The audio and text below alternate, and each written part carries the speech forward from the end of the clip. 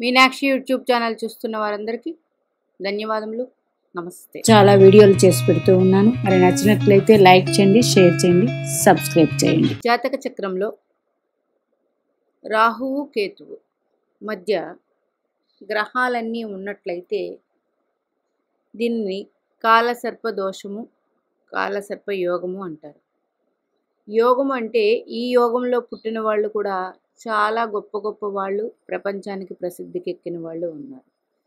అట్లాగే ఇబ్బందులు పడుతూ జీవితాన్ని జీవించేవారు ఉన్నారు. మరి రాహువు కేతువు అంటే ఏంటి?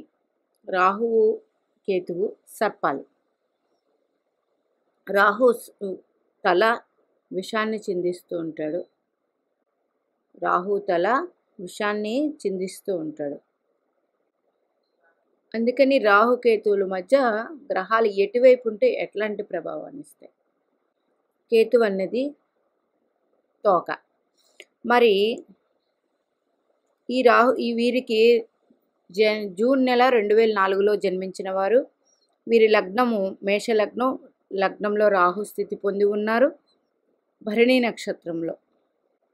మరి రెండవ రాశిలో శుక్రుడు, స్వక్షేత్రం. ద్వితీయంలో బుధ శని రవులు, చతుర్థంలో కుజుడు, పంచమంలో గురుచంద్రులు, సప్తమంలో కేతువు. ఇట్లా ఉంటే ఎలాంటి ఇబ్బందులు ఉంటాయి? కాలసర్పదోషం అనగానే అందరూ భయపడుతూ ఉంటారు. అయితే భయం అనేది ఎప్పుడు అంటే రాహువు కేతువు ఎప్పుడు వక్రగ్రహాలు వక్రంలో సంచరిస్తూ ఉంటారు. అంటే ఇప్పుడు రాహు మేషంలో ఉంటే గోచార సంచారం చేస్తున్నప్పుడు ఎటు వెళ్తాడండి? గ్రహాలన్నీ క్లాక్ వైజ్ తిరుగుతుంటే వీరిద్దరూ యాంటీ క్లాక్ వైజ్ అంటే గోచార సంచారం రాహు ఒక రాశి నుంచి ఇంకొక రాశి రోజులు మారడానికి 18 నెలలు పడుతుంది. రాహుకేతువులు అంటే మీనంలోకి వెళ్తారు. మీ రాహు ఎక్కడున్నాడో అక్కడి నుంచి క్లాక్ వైజ్ గ్రహాలు ఉన్నాయనుకోండి, అంత పెద్ద బాధించడం అనేది ఉండదు. ఎందుకు? రాహు ఇందాకే విషం చెందిస్తూ ఉంటారు. మరి ఈ రాహుకేతువులకి యాంటీ క్లాక్ వైజ్లో గ్రహాలు ఉంటే రాహువుకి ఈ గ్రహాలన్నీ ఎదురెళ్తున్నట్టు. ఎదురెళ్ళినప్పుడు ఏమవుతుందండి? ఇబ్బందే కదా. మరి రాహువు నుంచి క్లాక్ వైజ్లో గ్రహాలు ఉండి కేతుకు మధ్యలో ఉంటే అంత ఇబ్బంది అయితే ఉండదు. మరి యాంటీ క్లాక్ వైజ్ వెళ్తే ఇబ్బంది ఉంటుందా? ఉంటుంది. అయితే ఈ రాహుకేతువులు ఎట్లా ఉన్నారు దాని నుంచి కూడా ఆ భావం నుంచి మాత్రమే ఇబ్బంది ఉంటుంది. ఇప్పుడు చూడండి,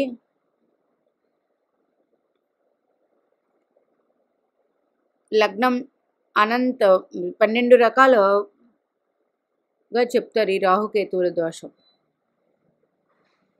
అనంత, కులిక, వాసుకి, శంఖ, పద్మ, మహాపద్మ, తక్షక, కర్కోటక, శంఖచూడ, ఘటిక, విషాధార, శేషనాగ. ఇట్లాగా 12. మరి 12 ఏంటండి అంటే జాతక చక్రం తీసుకున్నప్పుడు 12 భావాలు కదా. బాగా చూడండి. ఒకవేళ చంద్రుడు కానీ రాహుకి బయట ఉంటే అది అర్ధరాహు సర్పదోషం. ఎందుకంటే ఒక చంద్రుడు బయట ఉన్నాడు కాబట్టి. ఎందుకంటే లగ్నం చంద్రలగ్నం చూస్తాం కాబట్టి. ఇప్పుడు లగ్నంలో ఉన్నారనుకోండి, ఇది అనంత అవుతుంది. ద్వితీయంలో అంటే లగ్నం ఇక్కడ ఉండి ఇక్కడ రాహు ఉన్నాడు అనుకోండి, లగ్నం మేషం అయ్యి ద్వితీయంలో రాహు నుంచి గ్రహాలన్నీ ఇక్కడ ఎండింగ్ అయ్యాయి అనుకోండి, ఇది ద్వితీయ నుంచి స్టార్ట్ అవుతుంది. లగ్నం మేషలగ్నం అయ్యి తృతీయంలో రాహు ఉండి, మేషలగ్నం అయితే 1, 2, 3, 4, 5, 6, 7 సప్తమం తులాయి అవుతుంది. అంటే మేషం నుంచి తుల వరకు గ్రహాలు ఉండి లగ్నం మేషలగ్నం అయిందనుకోండి, తృతీయంలో రాహు ఉన్నారు, ఇది సప్తమం. అంటే లగ్నం బయటపడింది, తృతీయంలో రాహు ఉన్నారు, సప్తమం. ఈ 4 గడుల్లో గ్రహాలన్నీ ఉంటాయి. అప్పుడు ఇట్లాగా కులిక 3 అంటే 3లో లగ్నం ఉండి 3లో రాహు ఉండి అక్కడి నుంచి సప్తమం వరకు ఉంటే ఏమవుతుంది? తృతీయం అంటే అన్నదమ్ములు. ఇట్లాగా ఏ భావానికి మీకు ఏర్పడింది. ఇప్పుడు ఉదాహరణ జాతక చక్రం తీసుకున్నాం కాబట్టి చూడండి, లగ్నంలో రాహు అనంతకాల సర్పదోషం ఇది. అయితే ఇక్కడ ఒక క్లారిఫికేషన్ ఉంది. గ్రహాలన్నీ క్లాక్ వైజ్లో ఉన్నాయి కాబట్టి ఇది పెద్ద దోషం అయితే ఉండదు. అయితే ఇప్పుడు ఈ గ్రహాలు రాహుకి ఎంత దగ్గరగా ఉన్నాయి? ముందు లగ్నాధిపతి రాహుకి దూరంగా ఉన్నాడు, నీచ పొందినప్పటికీ దూరంగా ఉన్నాడు. లగ్నంలో రాహు ఉంటే ఏమవుతుందంటే ఆరోగ్య విషయము, వాళ్ళు చేసే పనుల మీద వాళ్ళకి క్లారిటీ ఉండదు. మరి లగ్నాధిపతి కుజుడు నీచ పొందాడు అంటే లగ్న కారకుడు కానీ లగ్నాధిపతి కానీ బలంగా ఉండాలి. లగ్నం బలంగా ఉండాలంటే ఇక్కడ కుజుడు నీచ పొందాడు. ద్వితీయాధిపతి ద్వితీయంలో ఉండి వక్రించి ఉన్నారు. ఇప్పుడు మళ్ళీ క్లారిఫికేషన్ ఇస్తాను. రాహువు బ్యాక్ మోషన్లో తిరుగుతారు కాబట్టి శుక్రుడు పక్కనే ఉన్న రాహుకి దూరంగానే ఉన్నట్టు. అయితే సప్తమం కూడా అయ్యింది. ఏది? శుక్రుడిది సప్తమ రాశి కూడా అయ్యింది ఈ వీరికి. అంటే వివాహము కుటుంబము రెండు కుటుంబ స్థానాలకు ఆధిపత్యం వచ్చిన శుక్రగ్రహం రాహుకి అతి దగ్గరలో ఉన్నారు. అయితే రాహు వెనకకి నడుస్తారు కాబట్టి ఎన్ని డిగ్రీల్లో ఉన్నారని చూద్దాం. ఇది ఎన్ని డిగ్రీల్లో ఉన్నారు వీరికి. రాహు భరణి నక్షత్రం ఉన్నాడు, మరి శుక్రుడు నక్షత్రంలోనే. ఎన్ని డిగ్రీలు? 14 డిగ్రీలు. శుక్రుడు 16 డిగ్రీలు. లగ్నం 19 డిగ్రీల్లో పడింది. రాహువు 14 డిగ్రీల్లో ఉన్నారు మేషంలో భరణి నక్షత్రంలో. శుక్రుడు 16 డిగ్రీల్లో ఉన్నారు. అంటే శుక్రగ్రహం ఈ రాశిలోకి వచ్చాక 16 డిగ్రీలు లో ఉండగా జన్మించి ఉన్నారు. అయితే ఇక్కడ ఒక క్లారిఫికేషన్, ఇలా ఉన్నప్పుడు ఏ గ్రహం పాపగ్రహాల మధ్య స్థిరపడింది అది చూసుకోండి. వీరికి రాహుకేతువుల మధ్య శుక్రగ్రహం ఉన్నది. రాహుకేతువుల మధ్య శుక్రగ్రహం ఉంది, ద్వితీయంలో ఉంది.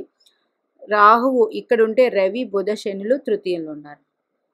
అంటే ఒక గ్రహానికి పాపకర్తరి ఏర్పడినప్పుడు ఆ గ్రహము ఏ భావాధిపత్యం వచ్చింది? ద్వితీయాధిపత్యం సప్తమ రెండు కుటుంబ స్థానానికే వచ్చింది. అంటే వివాహ జీవితమై కొంచెం ఇబ్బందులు అనేది మాత్రం ఉంటుంది. కానీ ఇక్కడ క్లారిఫికేషన్ ఇచ్చింది ఏంటి? రాహువు కేతువు వీళ్ళిద్దరూ యాంటీ క్లాక్ వైజ్ తిరుగుతారు కాబట్టి ఇటువైపు ఉండబట్టి అంత ఇబ్బంది అయితే ఉండదు. ఇంకా రెండు, ఇట్లా ఉన్నప్పుడు ఇలాగ పాజిటివ్గా ఉంటే లగ్నంలో మీకు ఎవరికైనా గురుడు కానీ శుక్రుడు కానీ రాహుతో కలిసి ఉన్నారనుకోండి, లగ్నమే కాదు ఈ పాజిటివ్ యాక్షన్లో ఉండి శుభగ్రహాలతో ఈ రాహుకేతువులు ఎవరైనా కలిసి ఉన్నారనుకోండి, అంత ఇబ్బంది అయితే ఉండదు. వారిని పాజిటివ్ అంటే ఎక్కువ చెడు చేయడానికి ప్రేరేపించరు ఈ గ్రహాల కంజంక్షన్ వల్ల. ఇంకా పోతే ఏ విషయాల్లో ఇబ్బంది ఉంటుంది? ఈ జన్మజాతక చక్రానికి 12 భావాలంటే ఒక్కొక్క గ్రహానికి 2 ఆధిపత్యాలు వస్తాయి కదండి. మరి శనికి ఎన్ని వచ్చాయి? దశము లాభం. దశమ లాభాధిపతి వచ్చే శనికి. కుజుడికి లగ్న అష్టమాధిపత్యం, గురుడికి భాగ్య వ్యయాధిపత్యం, చంద్రుడికి చతుర్థాధిపత్యం. అప్పుడు రాహుకేతువులకి ఎన్ని డిగ్రీల్లో వీళ్ళందరూ స్థితి పొందారు? ప్రజెంట్ దశ ఏంటి? ఇవి చూసుకోవాలి. ప్రజెంట్ దశ వీరికి రవి మహర్దశ, శుక్ర మహర్దశ అయిపోయింది, రవి మహర్దశ. రవి ఈ లగ్నానికి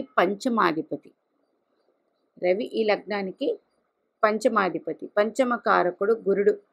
గురుడు ఈ లగ్నానికి భాగ్యాధిపతి, వ్యయాధిపతి. ఈ 2 భావాలకి సంబంధించి రవికి అందిస్తూ ఉంటారు, రవి మహర్దశ కాబట్టి. ఇంకపోతే రవి తర్వాత చంద్రమహర్దశ వస్తుంది. చతుర్థాధిపతి చంద్రుడు వెళ్ళి సింహరాశిలో ఉన్నారు. కానీ ఈ రవి మహర్దశ యోగాన్ని ఇవ్వదు. ఎందుకు అంటే చంద్రరాశి అధిపతి దశ కొంచెం ఇబ్బందులు పడుతుంది. రవి మహర్దశ అంత యోగవంతమైన ఫలితాలు ఇవ్వదు. చంద్ర మహర్దశ ఇంకా చంద్రుడు సింహరాశిలో ఉన్నారు. చతుర్థాధిపతి వెళ్ళి పంచమంలో ఉన్నారు. ఇది ఒక మంచి యోగమే. మరి కాలసర్ప దోషం అనగానే అందరూ భయపడతారు. ఇంకా మీకు జీవితమే లేదు అని చెప్తారు.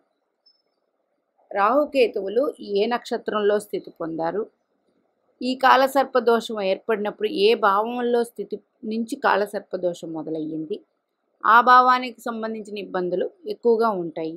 ఈ గ్రహాలు ఎన్నెన్ని డిగ్రీల్లో దూరంగా ఉన్నాయి, దశ ఏది నడుస్తుంది, ఆ దశానాథుడు ఏ నక్షత్రంలో ఉన్నారు, ఇవన్నీ క్యాలిక్యులేట్ చేసుకుని చూసుకోవాలి. అయితే జాతకం అనేది చాలా క్షుణ్ణంగా చూసి పరిశీలించి చెప్పాల్సి ఉంటుంది. మీరు చూసుకోండి అంటే అంత అర్థమైతే అవ్వదు.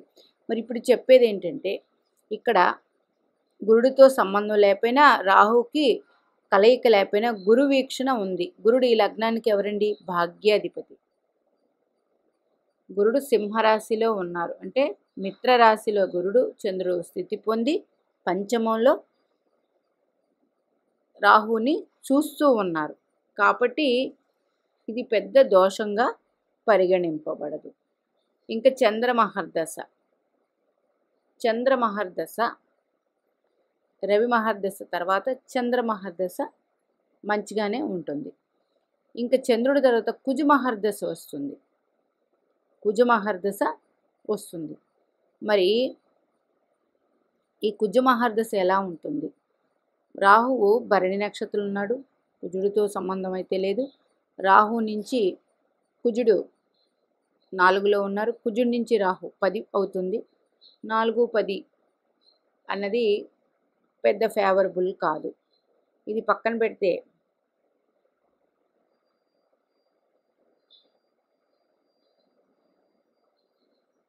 చంద్రమహర్దశలో మీకు జరగాల్సిన మంచి పనులన్నీ చంద్రమహర్దశలోనే జరుగుతాయి.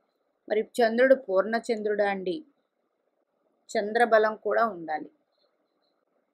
చంద్రుడు శుక్లపక్ష షష్ఠి రోజు పుట్టారు. చంద్రుడికి బలం ఉంది.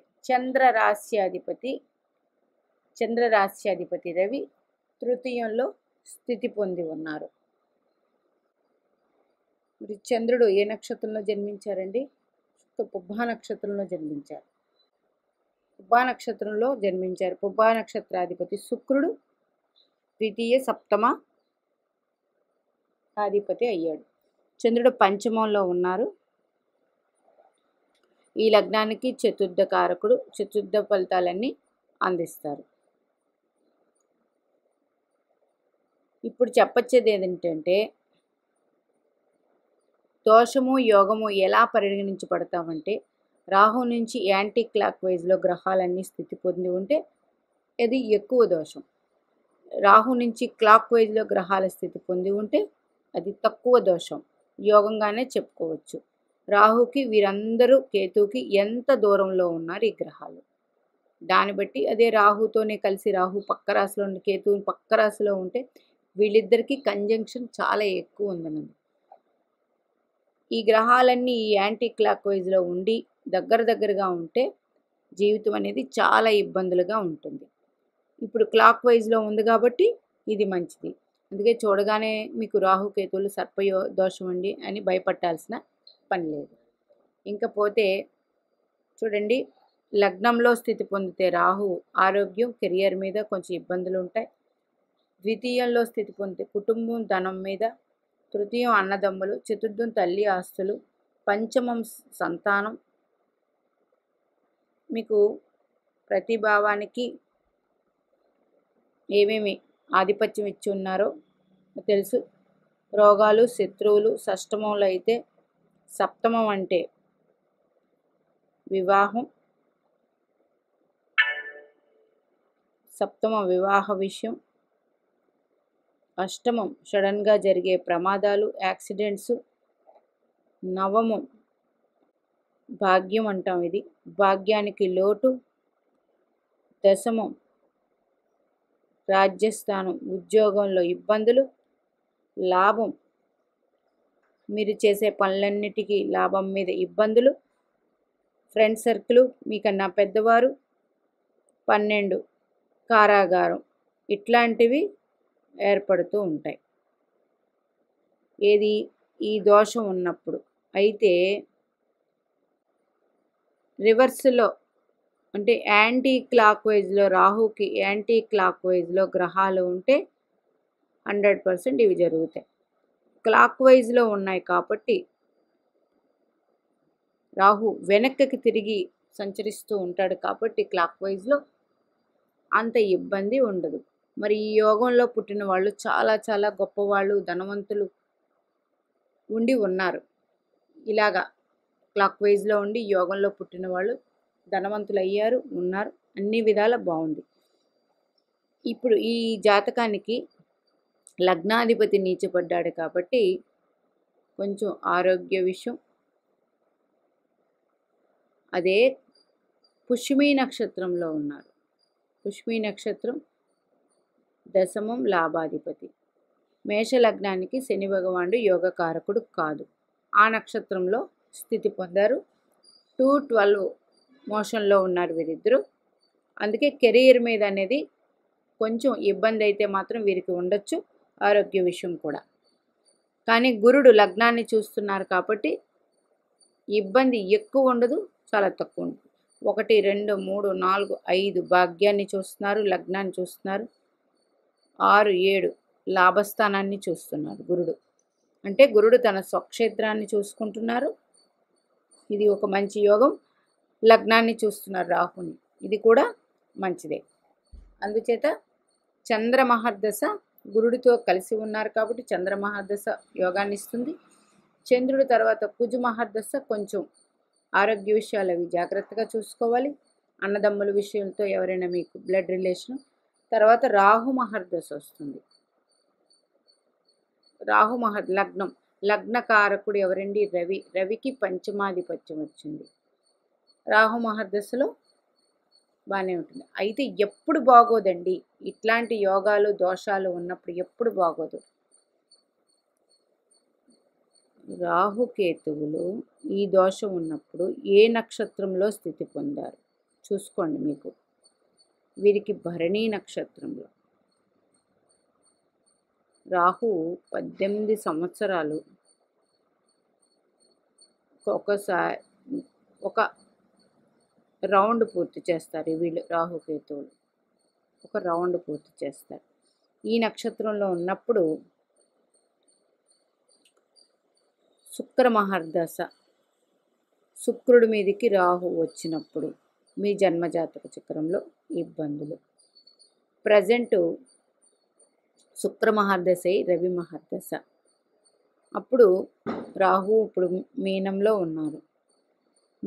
తర్వాత ఇవన్నీ దాటుకొని రవి మీదకి రావాలి అంటే చాలా సంవత్సరాలు పడుతుంది.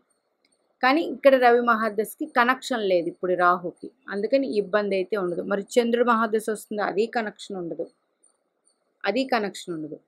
కుజ మహర్దశ వస్తుందా? అది కూడా కనెక్షన్. ఎందుకు?